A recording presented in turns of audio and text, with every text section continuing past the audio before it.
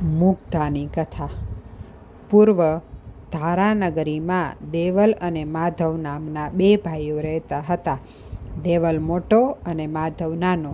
બંને ભાઈઓ પરણેલા હતા. દેવલને રૂપવતી નામે એક સુંદર ચતુર સ્ત્રી હતી અને માધવનું લગ્ન એક મુગ્ધા નામની ભોળી કન્યા સાથે થયું હતું. એક વખત બંને ભાઈઓ પરદેશ જવા નીકળ્યા. માધવે કહ્યું, ભાભી, મુગ્ધાને તમારા ભરોસે મૂકી જાઉં છું. ભાભીએ મુગ્ધાની ભલામણ કરી માધવ પોતાના મોટા ભાઈ દેવલ સાથે પરદેશ ગયો. રૂપવતીને તો જાણે દાસી મળી. એ તો બધું ઘરકામ મુગ્ધા પાસે કરાવે અને પોતે હિંડોળા ખાટે હીચ્યા કરે. એમ છતાં રૂપવતીને મુગ્ધા આડખીણી રૂપ લાગતી એટલે એણે કંઈક બહાનું કાઢી જુદી મૂકી. મુગ્ધા જુદી રહી છતાં તે જેઠાણીના ઘરે સવાર સાંજ આવતી અને ભાવપૂર્વક ઘરકામ કરી જતી. એવામાં બધા મહિનાઓમાં પાવન એવો પુરુષોત્તમ માસ આવ્યો. રૂપવતીએ ધર્મવતી ગણાવા માટે પોતાની સૈયરો સાથે વ્રત લીધું અને નદીએ નાહવા લાગી. મુગ્ધાએ જોયું એટલે તેણે જેઠાણીને કહ્યું, ભાભીજી, આ વ્રત મને શીખવો ને, હું પણ કરું. આ વ્રત કરવાથી શું શું મળે? રૂપવતીએ છણકોર કરીને કહ્યું, મૂર્ખી, ધર્મ અને વ્રતમાં તું શું સમજે? તું તારે ઘંટી વ્રત, બેડા વ્રત અને સાંબેલા વ્રત કર્યા કર. ખાવું ને કામ કરવું એ જ તારું વ્રત. મુગ્ધાએ કરગરીને ફરી પૂછ્યું, પણ રૂપવતીએ વ્રત વિધાન ન કહ્યું તે ન જ કહ્યું. મુગ્ધા નિરાશ થઈ રૂપવતીની બહેનપણી ભામિનીને ત્યાં ગઈ અને તેણે પુરુષોત્તમ માસનું વ્રત શી રીતે થાય તે પૂછ્યું. ભામિની રૂપવતીને માથે 4 ચાંદા ચડે એવી હતી. એણે કહ્યું, મુગ્ધા, સારું થયું કે તું મારી પાસે આવી. આ વ્રત 2 રીતે છે. એક લોકો કરે છે તે અને બીજું ગુપ્ત છે. એ ખરું ગુપ્ત વ્રત હું એકલી જ જાણું છું. આ મહિનાને શાસ્ત્રમાં મળમાસ કહ્યો છે. માટે સવારે મેલા પાણીથી નાહવાનું. મેલું પાણી પીપળાને ચડાવવાનું.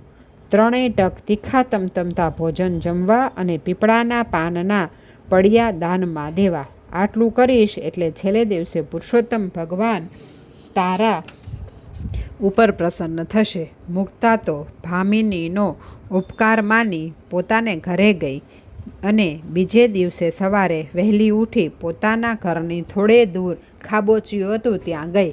ખાબોચિયામાં ગંધાતા પાણીએ તેણે સ્નાન કર્યું અને ભીના લુગડાએ એ જ પાણીનો લોટો ભરી પીપળા પાસે ગઈ.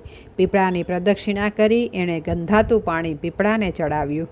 ઘરે આવી તીખું તમતમતું ભોજન કર્યું અને સાંજે પીપળાના પાનનો સંપુટ દાનમાં આપ્યો.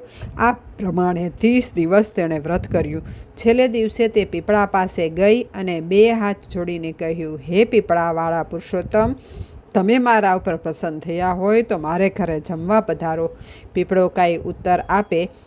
કશો ઉત્તર ન મળ્યો એટલે મુગ્ધાને થયું, મને વ્રત ન ફળ્યું, હવે હું શું કરું? એણે તો ફાંસો બનાવી ગળામાં નાખવા માંડ્યો. મુગ્ધાને ફાંસો ખાવા ઊભેલી થયેલી જોઈ પીપળાને વાચા ફૂટી. હે ભોળી મુગ્ધા, હું તારા વ્રતથી પ્રસન્ન થયો છું. આવતીકાલે તારા વ્રતનું ઉત્થાપન કરજે. હું લક્ષ્મીજી સાથે ત્યાં આવીશ. કોઈ પૂછે તો કહેજે મારો ભાઈ પુરુષોત્તમ આવ્યો છે. ભોળી મુગ્ધા રાજી થઈ ગઈ અને સીધી ભામિની પાસે ગઈ અને બધી વાત કહી. ભામિનીએ વિચાર્યું કે ભગવાન તો શું બોલે કપાળ, પણ પીપળાના ઝાડ પાછળ કોઈ બોલ્યું હશે. તેણે મુગ્ધાને કહ્યું, જો એમ હોય ને તો તું ગામમાં જઈ 108 બ્રાહ્મણને નોતરું દઈ આવ અને આવતીકાલે વ્રતનું ઉત્થાપન કર. ઉત્થાપનમાં 1.25 પાલી ઘઉંનો એક મોટો લાડુ લાવજે અને બ્રાહ્મણ જમવા આવે ત્યારે કટકો આપજે. ભલે કહી મુગ્ધા તો પોતે ઘરે ગઈ અને 1.25 પાલી ઘઉંનો મોટો લાડુ બનાવ્યો. ગામમાં બ્રાહ્મણોને નોતરું દેવા ગઈ. મુગ્ધાને જોઈ બ્રાહ્મણો વિચારે છે કે આ મૂર્ખી આપણને શું જમાડતી હતી. એટલે તેઓ કહે, અમને તો રૂપવતીને ત્યાં જમવાનું હતું એટલે તારે ત્યાં શી રીતે આવીએ? આમ છતાં ઘરે ફરીને તેણે 108 બ્રાહ્મણોને નોતરા દીધા. સાંજ થવા આવી. બધા બ્રાહ્મણો જમવા આવ્યા અને એક પછી એક પંગતમાં બેઠા, છતાં કોઈ પીરસવા ન આવ્યું. બ્રાહ્મણો વિચારે છે કે અહીં તો કાંઈ જમવાનું ઠેકાણું લાગતું નથી. મુગ્ધા તો મૂર્ખી છે, પણ આપણે તેના કરતાં વધારે મૂર્ખા કે અહીં જમવા આવ્યા. એટલામાં ઉત્તર દિશાથી રથ આવ્યો. તેમાંથી ભગવાન પૂર્ણ પુરુષોત્તમ ઉતર્યા અને પૂછ્યું, ભાઈ, માધવનું ઘર ક્યાં આવ્યું? હું તો એનો સાળો છું અને મારી બહેનને મળવા આવ્યો છું.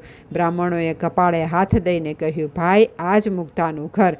ભગવાન અને લક્ષ્મીજી રથમાંથી ઉતર્યા અને માધવના ઘરે આવ્યા. ઘરમાં ભરાઈ બેઠેલી મુગ્ધાએ બારણું ઉઘાડ્યું અને પગે પડી. ભગવાન સીધા ઘરમાં ગયા. લાડુના ટુકડા કરી બ્રાહ્મણોને સોનાના થાળમાં પીરસવા માંડ્યા. લક્ષ્મીજી પણ 32 જાતના શાક પીરસવા ઊભા થયા. કોળીઓ મોંમાં મૂકતા જ બ્રાહ્મણોને અદ્ભુત સ્વાદ લાગ્યો. આવું અમૃત સમાન ભોજન તો તેમણે જીવનમાં વહેલું જ ચાખ્યું. ભોજન પૂરું થતાં પછી ભગવાને પોતાના હાથે પીપળાના પાંદડાના સંપુટ દક્ષિણામાં દીધા. પીપળાના પાનના સંપુટ તો ઘડીકમાં સોનાના બની ગયા.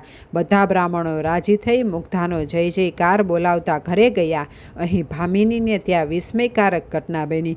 ભોજન માટે આવેલા બ્રાહ્મણો જ્યાં મોઢામાં કોળીઓ મૂકવા જાય કે કોળીઓ અદૃશ્ય, રસોડામાં જુએ તો રસોઈ અદૃશ્ય. બ્રાહ્મણો જમે શું?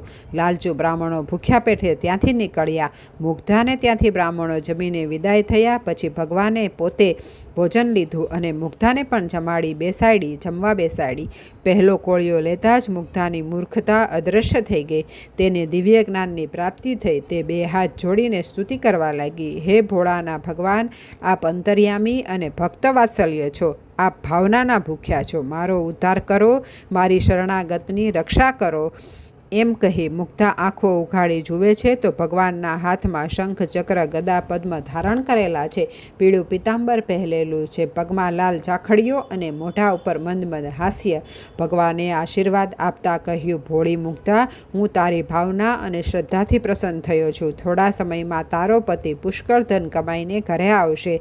તે જે ખાડામાં સ્નાન કર્યું હતું તે હવેથી મુગ્ધા સરોવર કહેવાશે અને તું અનેક પ્રકારનું સુખ ભોગવી અંતે તારા પતિ સાથે ગોલોક આવીશ. જય પુરુષોત્તમ રાય.